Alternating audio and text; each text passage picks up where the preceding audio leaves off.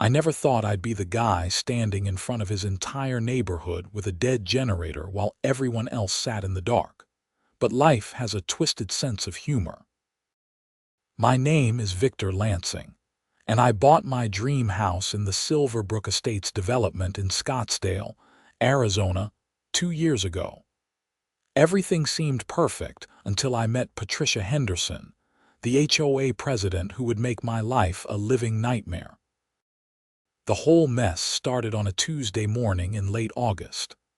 I was in my garage, performing my monthly maintenance check on my backup generator.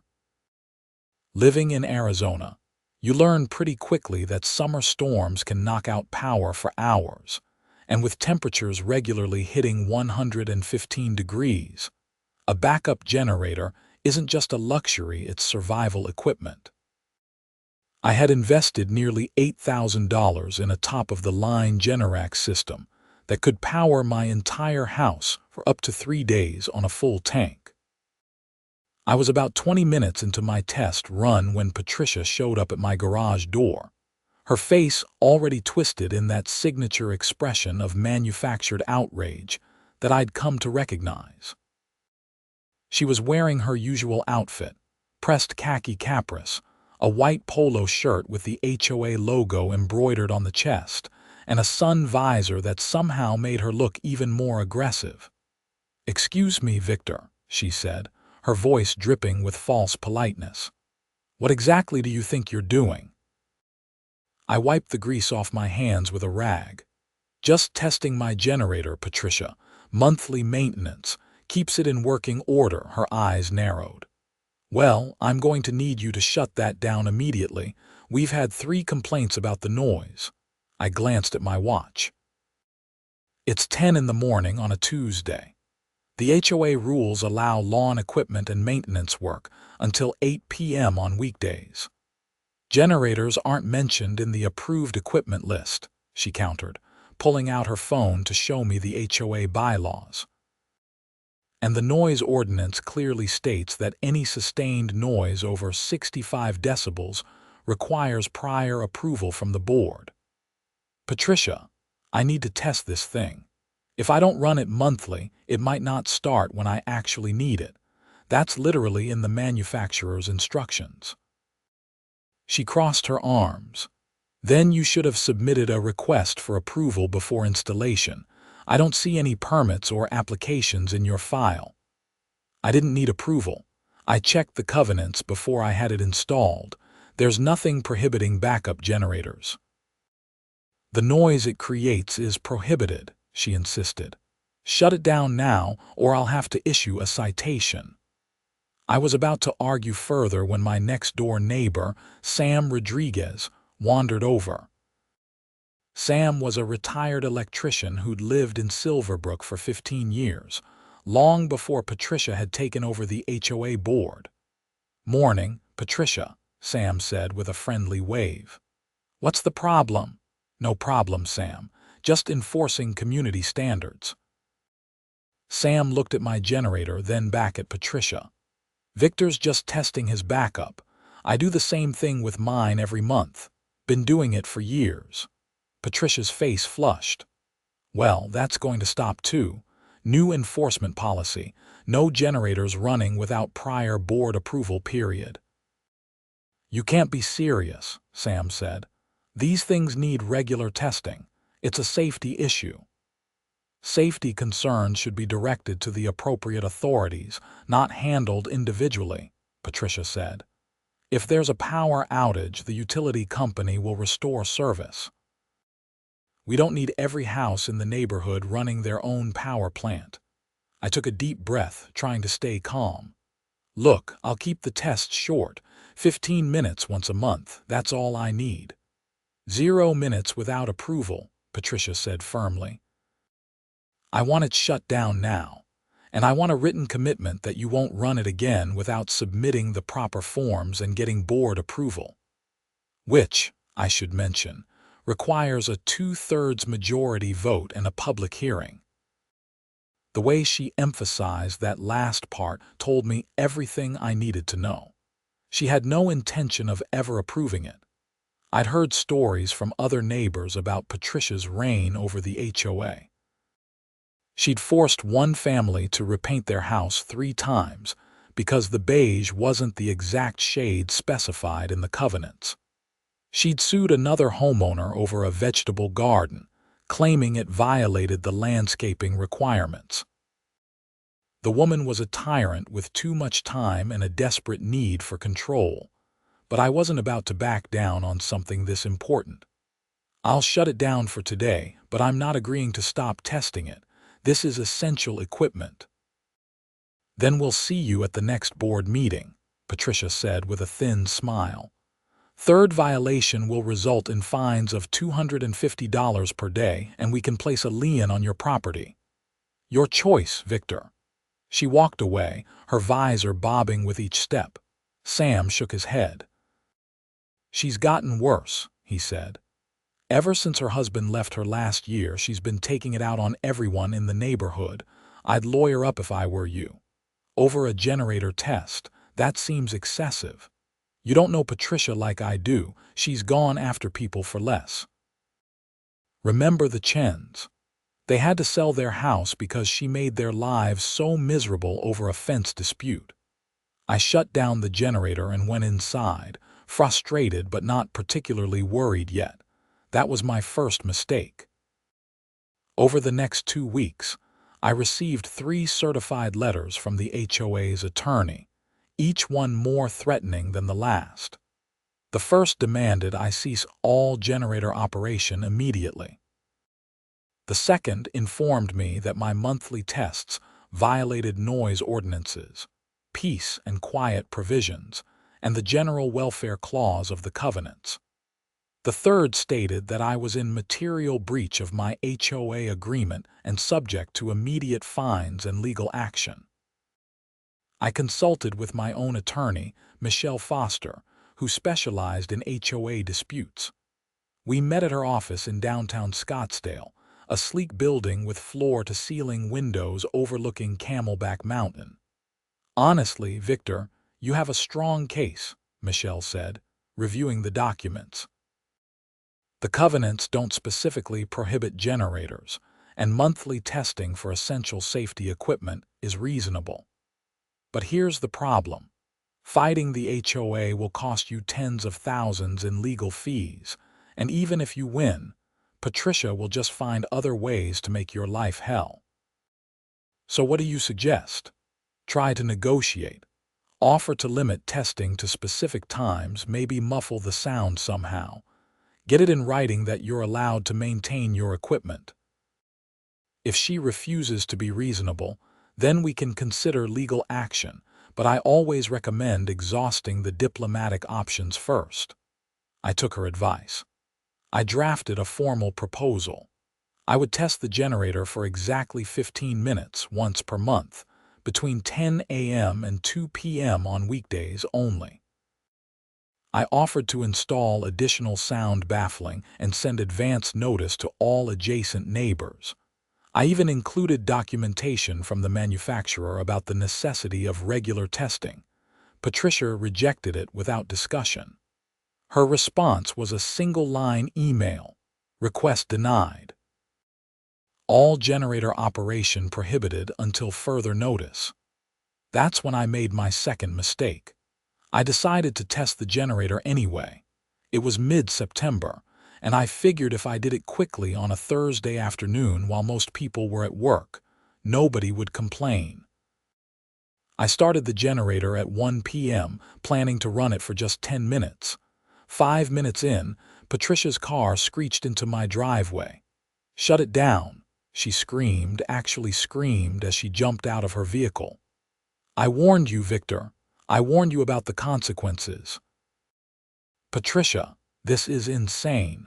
I'm maintaining essential safety equipment. You're in violation of a direct order from the HOA board. This is going to cost you big time." 2 days later, I received notice that I was being fined $250 per day, retroactive to the date of Patricia's first warning. The total, $11,000. They were also demanding immediate payment and threatening to place a lien on my property if I didn't comply within 30 days. I called Michelle immediately. They can't do this, can they? Unfortunately, they can. The covenants give the board broad authority to enforce rules and levy fines. We can fight it in court, but that's going to take months, possibly years. This is extortion, I know. Welcome to HOA law. It's one of the most abusive systems in American property rights.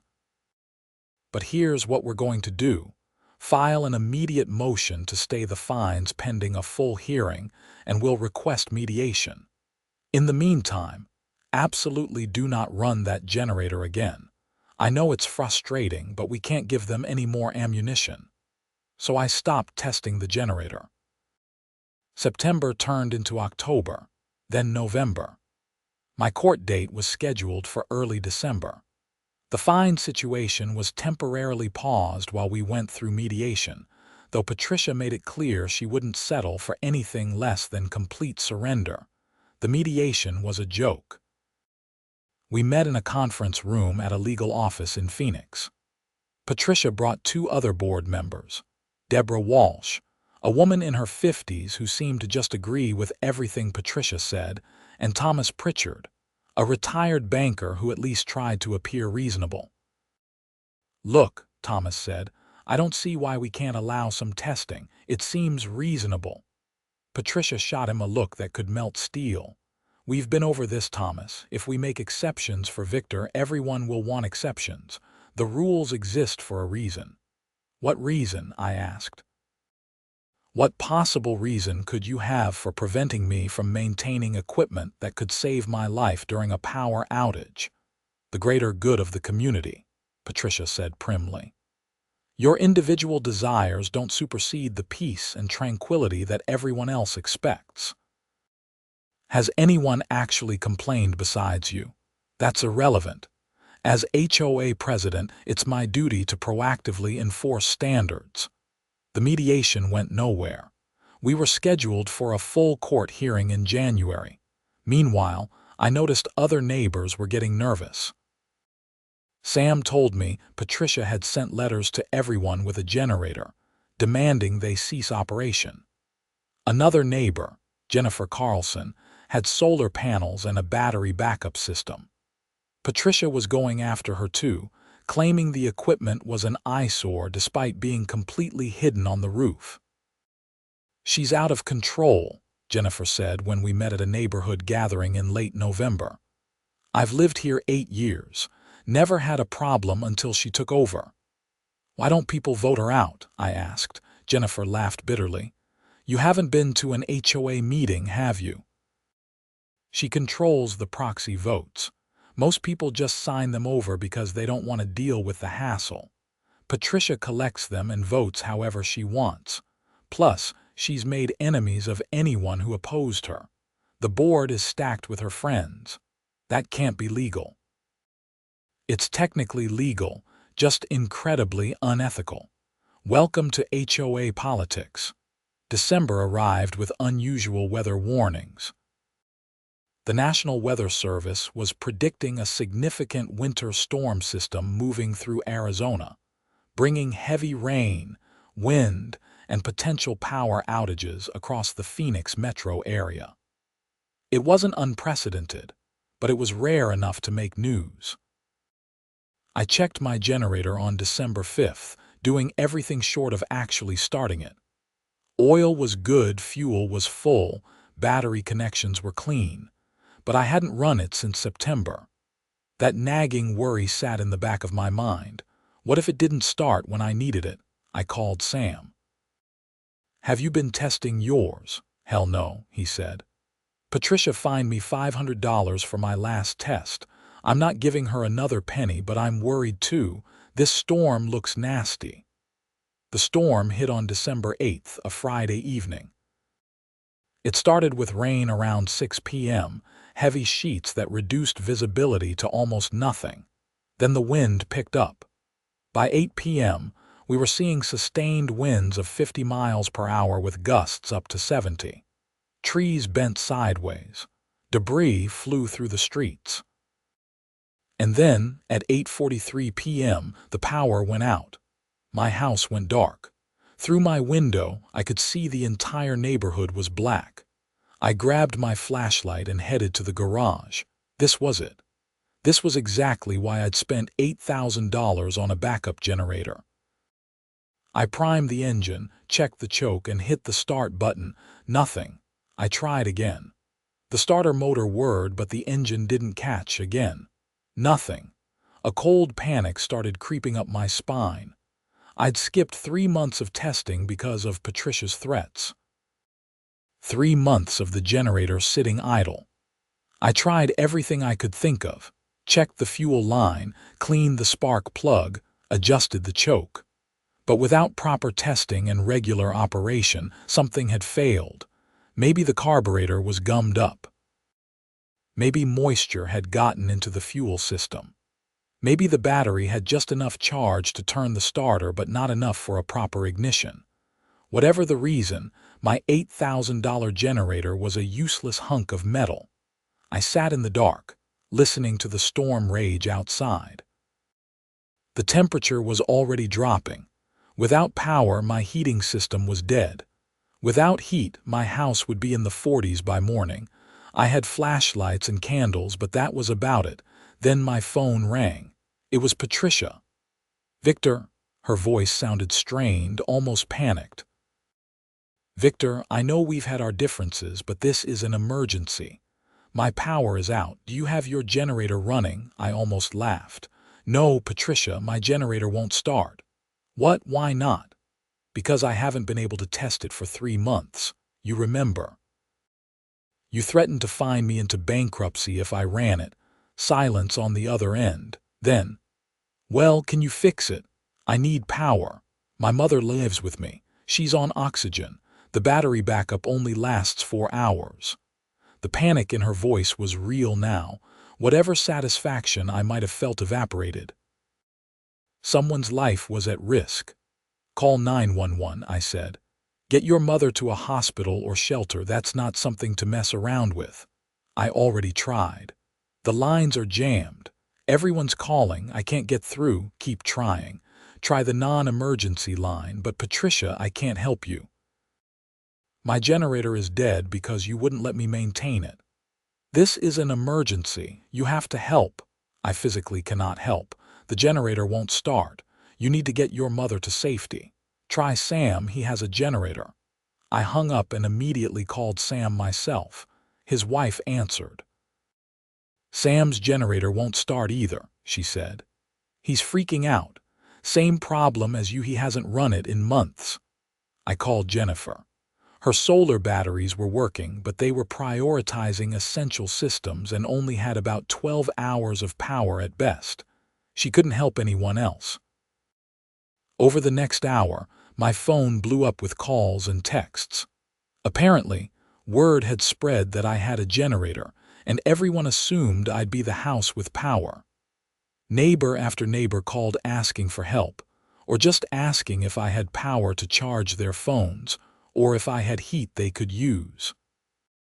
I had nothing. Around 10 p.m. I heard someone pounding on my door. I opened it to find Thomas Pritchard, the reasonable board member, standing there with his wife. They were both wrapped in blankets. "Victor, I am so sorry," Thomas said. "I should have stood up to Patricia at that mediation." "You were right. Can I pay you to fix your generator? I'll pay whatever it costs." "Thomas, it's not about money. I probably need a professional to diagnose it, and good luck getting anyone out here in this storm. I'm in the same boat as everyone else." His wife was crying. "Our pipes are going to freeze. We have a cat. We don't know what to do." I let them inside. We huddled in my living room with blankets, candles, and flashlights. At least we could share body heat and keep each other's spirits up. Around 11 p.m., there was more pounding on my door. This time it was Patricia. She looked terrible. Her hair was disheveled, her eyes were red from crying, and she was shaking. "Please," she said, "please, I'm begging you. My mother is getting worse. I can't get through to emergency services. I need your generator." Patricia, I already told you. It won't start. Then fix it. You said you know how to maintain it. Not in the middle of a storm without proper tools or parts. You need to keep trying emergency services, or you need to drive your mother to the hospital yourself. The roads are flooded. There are trees down everywhere. I can't get out of the neighborhood. Thomas stood up. Patricia, come inside. We'll figure something out. She collapsed into my living room, sobbing. The woman who had terrorized the neighborhood for years was completely falling apart. Despite everything, I felt bad for her. Watching someone's mother struggle to breathe was nightmare fuel, regardless of how terrible that person had been. I tried my phone again and managed to get through to the non-emergency line. After explaining the situation, they said they'd try to send someone, but response times were running over 2 hours due to the storm. Every emergency vehicle in the valley was responding to calls. 2 hours, Patricia wailed. She doesn't have 2 hours. How much oxygen does she have left? I asked. Maybe 90 minutes, maybe less if she panics, I thought fast. Okay, does anyone have a car with a full tank of gas? Thomas nodded. I do. Why? We can run an inverter off your car battery. It won't be much, but it might be enough to power the oxygen concentrator. Do you have any power inverters? Patricia shook her head, but Thomas said, I have one in my garage. It's only 300 watts. Will that work? Depends on the oxygen machine. Let's try. We bundled up and fought our way through the storm to Thomas's garage.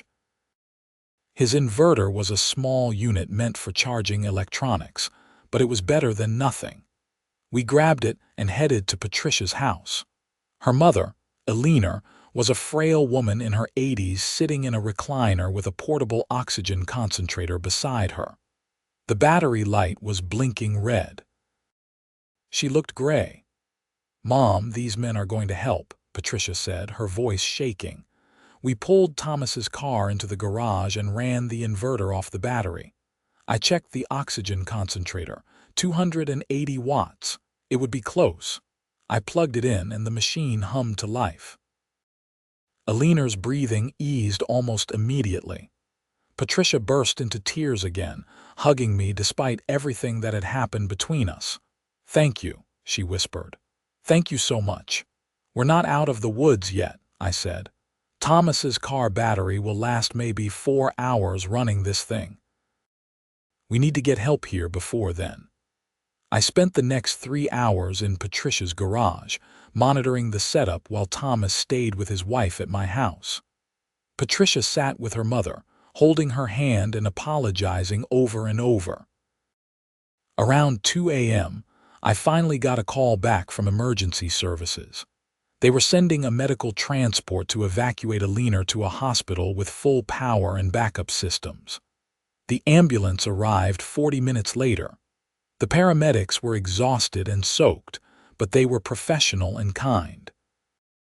They got Eleanor stabilized and loaded into the vehicle. You did good work here, one of them told me. That improvised setup probably saved her life. Patricia rode with her mother to the hospital. Before she left, she looked at me with something I'd never seen in her eyes before, genuine shame. I'm sorry, Victor. I'm so sorry.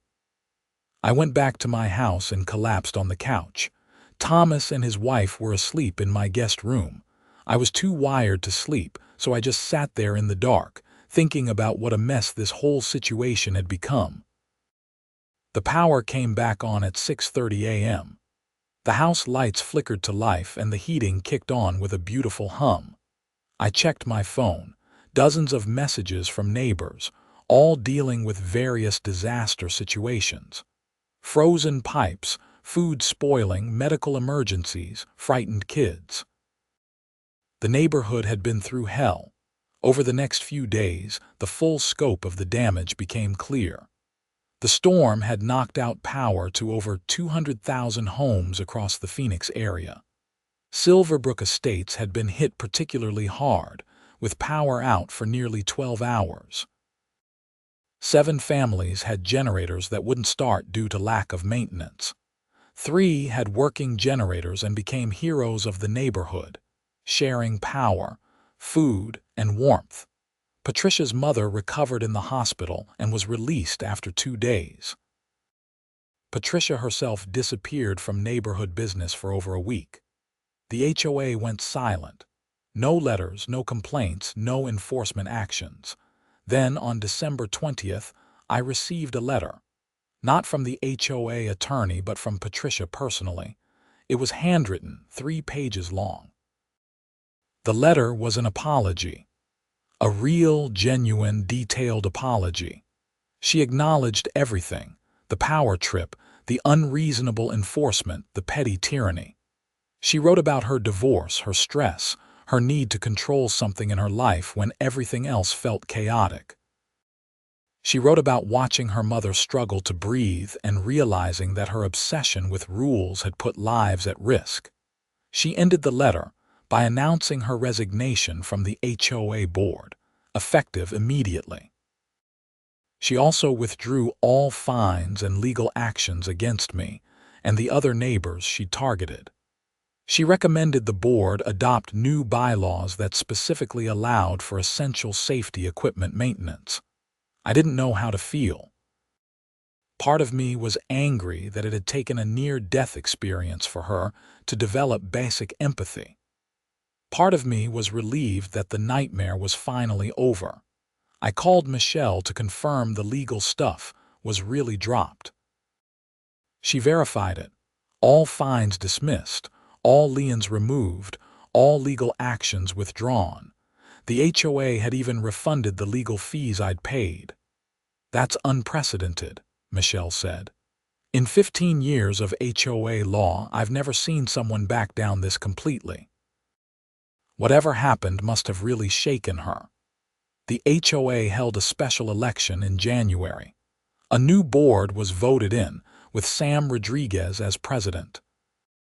One of their first actions was adopting what they called the Essential Safety Equipment Maintenance Act, which allowed homeowners to maintain generators, solar systems, and other safety equipment with reasonable testing schedules.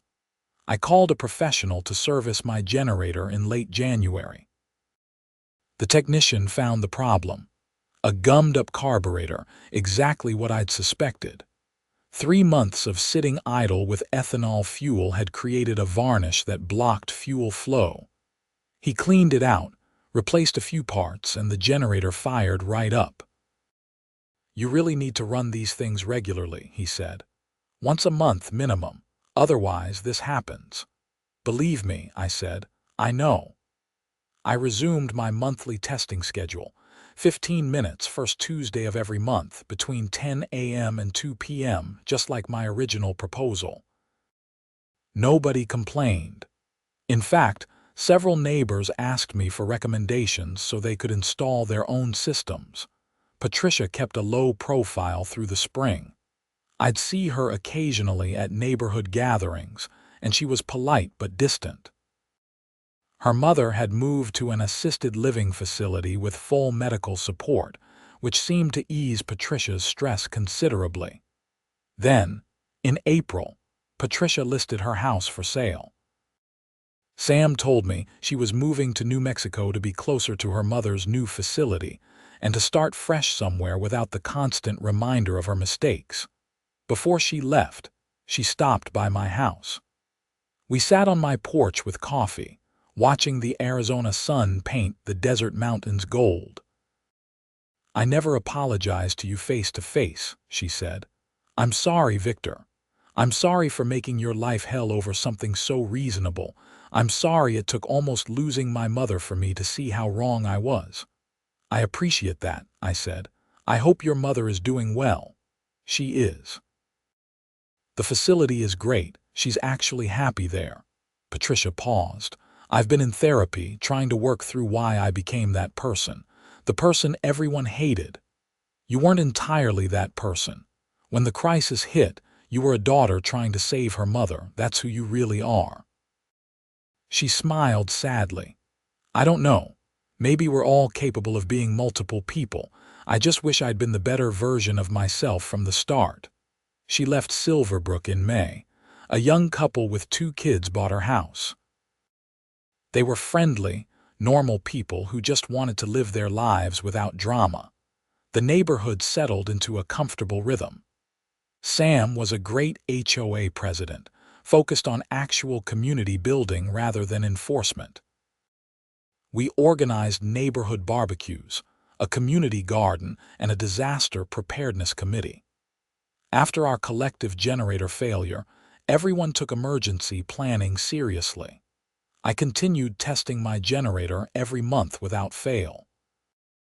Each time I heard it rumble to life, I felt a mixture of relief and vindication. That machine represented something bigger than just backup power. It represented the fight for common sense, for basic property rights, for standing up against petty tyranny. In July, we had another monsoon storm. This one was even stronger than December's, with winds topping 80 miles per hour and rain so heavy you couldn't see across the street. The power went out at 7 p.m. I started my generator at 7:02. It fired up on the first try. Within minutes, lights were on in my house. My air conditioning hummed. My refrigerator kept running. I was prepared. Sam called. "You got power. Generator's running perfectly. Beautiful. Stay safe over there." I checked on my immediate neighbors, making sure everyone was okay. The young couple in Patricia's old house had a small baby, and their formula needed refrigeration. I ran an extension cord across the yard so they could keep their fridge running. Another elderly neighbor needed to keep her medications cold. I helped her out too. The storm passed after 6 hours. The power was restored by morning. But this time, the neighborhood had learned its lesson. Within 2 months, 7 more families had installed generators. 3 more went with solar and battery systems. We'd become a resilient community, prepared for the next emergency. In September, I got a card in the mail. It was from Patricia, postmarked from New Mexico. Inside was a simple message. "I heard about the storm in July. I'm glad your generator worked. I'm glad you fought for the right to maintain it. I'm sorry it took me so long to understand. Thank you for helping my mother. Thank you for being a better person than I was. Take care of the neighborhood for me." I kept the card on my desk, a reminder that people can change, that even the worst situations can lead to growth and understanding. The legal bills had come to about $14,000, even with the HOA's refund. The stress had been immeasurable, but I'd won something more important than a court case. I'd helped establish a precedent that would protect every homeowner in Silverbrook Estates. No one would ever be prevented from maintaining essential safety equipment again. No one would face what I'd faced. In October, Michelle called with interesting news. "Victor, I thought you'd want to know. The Arizona State Legislature is considering a new law based on your case. It would prohibit HOAs from restricting generator testing and other essential safety equipment maintenance. Your fight made it all the way to the Capitol. Are you serious? Completely serious? A state senator from your district heard about what happened and introduced the bill. It has bipartisan support. They're calling it the Right to Prepare Act. The bill passed in November and was signed by the governor in December, exactly 1 year after the storm that had changed everything. The law prohibited HOAs across Arizona from restricting reasonable maintenance and testing of emergency equipment. It defined reasonable as monthly tests of no more than 1 hour during daytime hours on weekdays.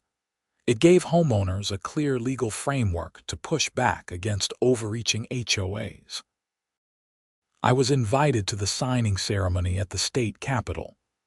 I stood next to the governor as she signed the bill, surrounded by other homeowners who'd fought similar battles with their HOAs. The governor gave a speech about property rights, community safety, and the importance of common sense prevailing over bureaucratic tyranny. This law exists because one man refused to back down, the governor said, gesturing to me. Victor Lansing stood up for what was right, even when it cost him time, money, and stress. Because of his courage, every homeowner in Arizona is now protected. That's what citizenship looks like. The ceremony made local news. I did a couple of interviews, telling the story of Patricia, the generator, and the storm. I tried to be fair to Patricia, emphasizing her redemption rather than her mistakes. She'd paid enough for what she'd done. That Christmas, I hosted a neighborhood party at my house. 40 people showed up, including Sam and his family, Jennifer and her partner, Thomas and his wife, and the young couple with their baby. We ate, drank, shared stories, and celebrated the community we'd built from the ashes of conflict. At one point, Sam pulled me aside. "You know what the best part about all this is? We're not afraid anymore. For years under Patricia, everyone walked on eggshells. Now we're actually a community again. People help each other. People talk to each other. That's what an HOA should be." "That's what any community should be," I agreed. As the party wound down and guests headed home through the cool December night, I stood on my porch and looked at the neighborhood. Christmas lights twinkled on houses. Kids played in yards. People waved and called out friendly goodbyes. It was everything a neighborhood should be. My generator sat in the garage, tested and ready. I'd run it just 3 days earlier for my monthly check. It had purred like a contented cat, reliable and strong. I hoped I'd never need it in an actual emergency again, but I knew it would be there if I did. Sometimes I think about alternate timelines. What if I'd just backed down when Patricia first confronted me? What if I'd agreed to never test the generator? I'd have saved money and stress, sure. But when that December storm hit, I'd have been just as helpless as everyone else. And the law wouldn't have changed. Other homeowners across Arizona would still be fighting the same battles. Standing up to the HOA had been one of the hardest things I'd ever done. It had cost me sleep, money, and peace of mind, but it had been worth it. Not just for me, but for everyone who came after. In February, I received another piece of mail from New Mexico. This time it was an invitation. Patricia's mother, Eleanor, was celebrating her 85th birthday, and Patricia was hosting a small gathering. She wanted me to come. I wasn't sure at first. The wounds were healed, but was I ready to socialize with the woman who'd made my life hell? I called Sam for advice. "Go," he said simply. "She's trying. Give her credit for that." So I drove to New Mexico on a Saturday in March. The party was at Eleanor's assisted living facility, a beautiful place with gardens and mountain views. About 20 people were there, mostly family I didn't know. Eleanor was in good spirits, her color healthy, oxygen tank nearby but not actively in use. Patricia saw me arrive and came over immediately. "Victor, thank you for coming. It means a lot to my mother. It means a lot to me." "Happy to be here. How are you doing?" "Better, much better. Therapy helps, distance helps, having perspective helps." She paused. "I start a new job next month. Working for a nonprofit that helps senior citizens with housing and medical access. Figured I should do something useful with my life." Eleanor called me over. She gripped my hand with surprising strength. "Young man, my daughter told me what you did. Saving my life with that car battery contraption. I never got to thank you properly." "You don't need to thank me. Anyone would have done the same." "No," she said firmly. "Not anyone. You had every reason to turn us away, but you didn't. That's character. Patricia's learned from you." "I hope she keeps learning." The party was pleasant. I ate cake, made small talk, and watched Patricia interact with her family. She was different here. Lighter, less rigid, almost happy. Maybe leaving Silverbrook had been the right choice for her. Sometimes we need distance from our mistakes to truly move forward. Driving home that evening, I reflected on the entire journey. From that first confrontation in my garage to standing in my state capitol for a bill signing to eating birthday cake with the woman who'd been my nemesis, it had been a wild ride. My phone rang. It was Jennifer from the neighborhood. "Hey, Victor. Weird question. Channel 3 News wants to do a follow-up story on the Right to Prepare Act. They want to interview you and maybe some neighbors. You interested? What's the angle? Success story. How grassroots activism led to actual change. They want to show your generator, talk to Sam about the HOA reforms, get community reactions. Pretty straightforward. I thought about it.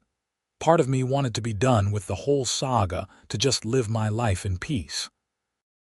But if sharing the story could inspire other people to stand up to unjust HOA rules, wasn't that worth a little more inconvenience? Okay, I said. Set it up. The interview aired in April. It was a 6-minute segment on the evening news, professionally edited and surprisingly moving. They interviewed me, Sam, Jennifer, Thomas, and 3 other neighbors. They showed footage of the December storm damage. They even had a brief interview with Patricia via video call, where she took full responsibility for her mistakes and praised the new law. The segment ended with me starting my generator for the monthly test, its steady rumble a symbol of preparedness and perseverance. Victor Lansing didn't just win a personal battle, the reporter narrated over shots of the neighborhood. He changed the law and gave power back to homeowners across Arizona. His story reminds us that standing up for what's right, even against overwhelming opposition, can make a real difference. The segment went viral online, racking up hundreds of thousands of views. My phone exploded with messages from across the country. People dealing with their own HOA nightmares, people inspired to fight back, people thanking me for highlighting an issue that affected millions of Americans. I even heard from a congressman who wanted to introduce similar legislation at the federal level. HOAs have gotten out of control, he told me during a phone call. Your story crystallizes the problem perfectly. Would you be willing to testify before a House committee? And that's how, in June of the following year, I found myself in Washington, D.C., sitting before the House Committee on Financial Services, Subcommittee on Housing and Community Development. I told my story to a room full of legislators, staff members, and C-SPAN cameras. I talked about the generator, about Patricia, about the storm, about a leaner struggling to breathe, about my dead generator and the panic of being unprepared. I talked about community and common sense, and the dangers of giving too much power to unaccountable organizations. The committee members asked thoughtful questions. Some shared their own HOA horror stories. One representative from Florida talked about HOAs that banned hurricane shutters in a state where hurricanes were a regular threat. Another from Texas described HOAs that prohibited water catchment systems during droughts. The hearing lasted 3 hours. Afterward, the subcommittee chairman shook my hand. "You've done something remarkable, Mr. Lansing. You've taken personal adversity and turned it into a movement for change." That's the best of what America can be. Federal legislation takes time, often years. I didn't expect quick results, but the conversation had started and that mattered. I flew home to Arizona and went back to my normal life. I still tested my generator every month without fail. The neighborhood continued to thrive under Sam's leadership. New families moved in, drawn by the sense of community and reasonable HOA policies. In August, on the anniversary of that first confrontation with Patricia, I received a package. Inside was a framed photograph. Patricia, her mother Alina, and me, taken at Alina's birthday party. A note was attached. "Victor, my mother wanted you to have this. She says you're proof that good people still exist. I agree. You could have let bitterness consume you, but you chose grace. Thank you for that example. We're both doing well. Mom is thriving. I'm finding purpose in my work. I think about Silverbrook often, and I hope the neighborhood knows how lucky they are to have you. With gratitude and respect, Patricia Henderson. I hung the photo in my office, next to the card from the governor and the newspaper clipping about the Right to Prepare Act. They were reminders of an unexpected journey, of conflict transformed into growth, of standing firm when it mattered most. My generator continues to sit in my garage, tested and ready, a silent guardian against the unpredictable chaos of life. Every time I hear its engine roar to life during monthly tests, I'm reminded of what it represents. The right to prepare, the duty to maintain, the courage to stand up for common sense. And if another storm comes, if the power fails again, I'll be ready. Not just because I have a working generator, but because I learned something more valuable through this entire ordeal. Communities are built not by rigid rules and punishment, but by people willing to fight for what's right, to help each other in crisis, and to believe that change is possible even when the odds seem impossible. The desert sun sets over Silverbrook Estates, painting the sky in shades of orange and purple. My neighbors are out walking dogs, kids are playing basketball in driveways, and somewhere down the street, someone else is probably testing their generator. Life goes on, but it goes on better because we learn to stand together. That's the real victory. Not the law, not the vindication, not even the working generator. The real victory is the community we built from the ruins of petty tyranny, one monthly generator test at a time.